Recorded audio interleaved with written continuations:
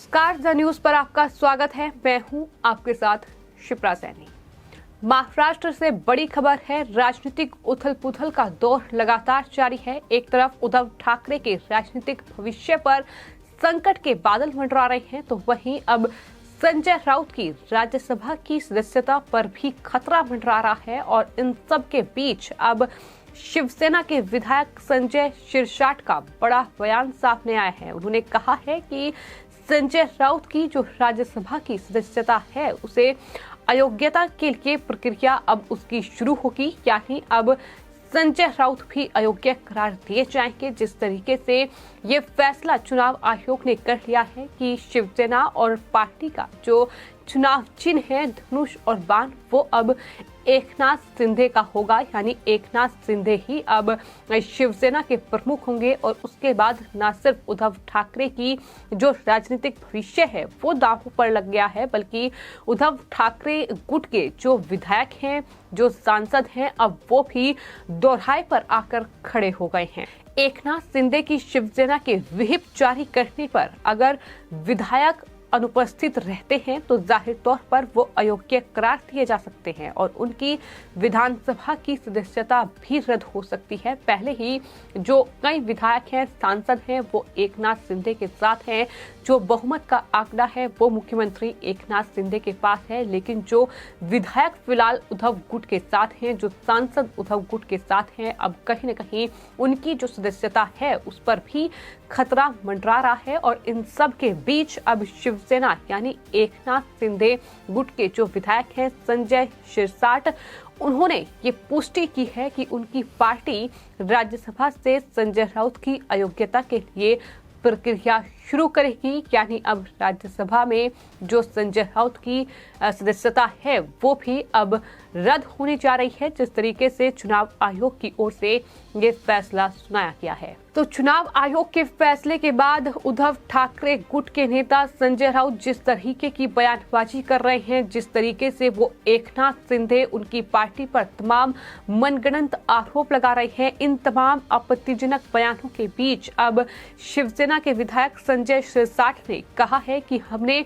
संजय राउत को अयोग्य ठहराने की तैयारी शुरू कर दी है। साथ ही शिवसेना के प्रमुख प्रतोद भारत गोगावले ने भी इस बारे में कहीं न कहीं संकेत दे दिए हैं कि शिवसेना का नाम और धनुष चिन्ह मिलने के बाद दरअसल संजय राउत ने मीडिया से बातचीत करते हुए जो आरोप लगाए हैं, उन्होंने जिस तरीके से ये आरोप लगाया है कि एकनाथ शिंदे ने इसके लिए 2000 करोड़ रुपए का सौदा किया था, साथ ही एकनाथ शिंदे का गलत तरीके से जिक्र किया गया। उसके बाद संजय राउत के खिलाफ मामला भी दर्ज किया गया है। और अब शिवसेना के नेता संजय शिरसाट और प्रतोद भारत गोगावले ने ये कहा है कि उन्हें अयोग्य घोषित करने की अब तैयारी चल रही है, यानी संजय राउत के लिए अब मुश्किलें बढ़ चुकी हैं, चूंकि चुनाव आयोग ने फैसला सुना दिया है। एकनाथ शिंदे को शिवसेना और पार्टी का जो चुनाव चिन्ह है वो मिल चुका है, जिसके बाद महाराष्ट्र में बयानबाजी का दौर जारी है, जहां एक तरफ उद्धव ठाकरे ये कह रहे हैं कि ये लोकतंत्र की हत्या है। उनकी तरफ से ये कहा गया है कि भले ही एकनाथ शिंदे को पार्टी मिल गई हो, चुनाव चिन्ह मिल गया हो, लेकिन बाला साहेब ठाकरे के पुत्र होने का सौभाग्य उन्हें नहीं मिला है। यानी वो ये कहना चाहते हैं कि पुत्र तो मैं ही हूँ, भले ही उन्हें पार्टी मिल गई, भले ही उन्हें चुनाव चिन्ह मिल गया। इस तरीके से जहां एक तरफ उद्धव ठाकरे हमलावर हैं, तो वहीं संजय राउत क्या कुछ कह रहे हैं वो लगातार देखने को मिल रहा है। संजय राउत ने कहा है कि मेरे खिलाफ अब तक 32 मुकदमे दर्ज हो चुके हैं, अब भी पीछे नहीं हटेंगे। मैं शिवसेना के साथ हूं और मैं उद्धव ठाकरे के साथ हूं। इस बात की कोई गारंटी नहीं है, जो सरकार आज है वो कल भी रहेगी। तो संजय राउत ने कहा है कि अगर अपराध दर्ज हो गया तो मुझे कोई परवाह नहीं है, लेकिन इस तरीके के आरोप प्रत्यारोप के बीच अब ये बड़ी खबर सामने आई है, जो कि संजय शिरसाट शिवसेना के जो नेता हैं उनकी तरफ से ही ये पुष्टि की गई है कि दरअसल वो अब संजय राउत की जो राज्यसभा की सदस्यता है, अब उसे अयोग्य ठहराने की जो प्रक्रिया है उसकी शुरुआत अब जो एकनाथ शिंदे की पार्टी है वो करने जा रही है। यानी संजय राउत को कहीं न कहीं उनके बयानों का खामियाजा भुगतना होगा। आपको ये बता दें कि चुनाव आयोग के फैसले के बाद एकनाथ शिंदे गुट बदली परिस्थितियों में नई रणनीति बनाने में जुटा हुआ है।